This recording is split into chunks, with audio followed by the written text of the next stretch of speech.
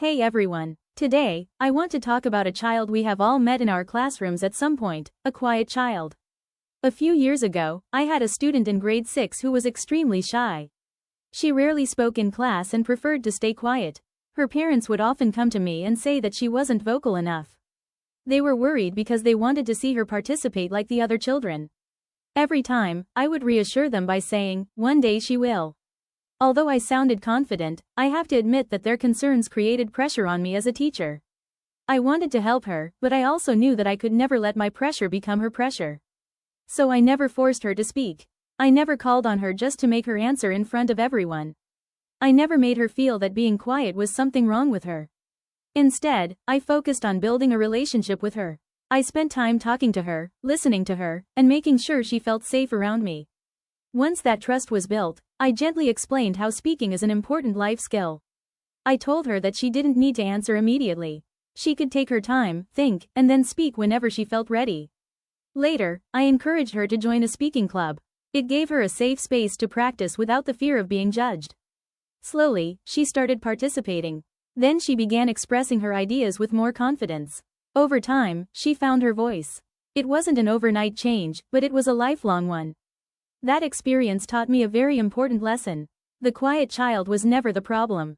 She simply needed patience, encouragement, opportunities to practice, and someone who believed in her. Now, let me share another example. Meet Sarah. She is a bright 10-year-old student. She understands every lesson, completes all her work, and listens carefully.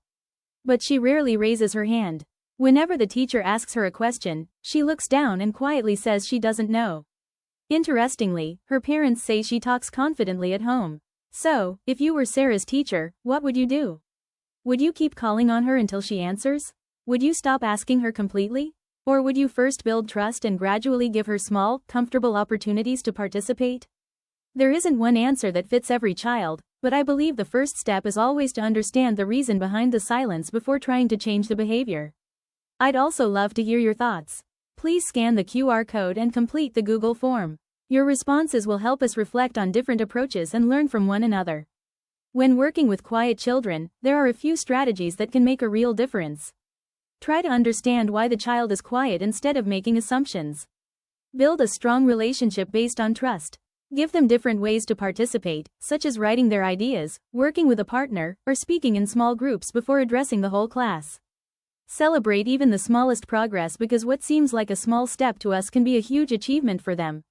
Most importantly, work together with parents so that everyone supports the child in the same positive way. Whenever I think about that grade 6 student, I smile. She didn't become confident because someone forced her to speak.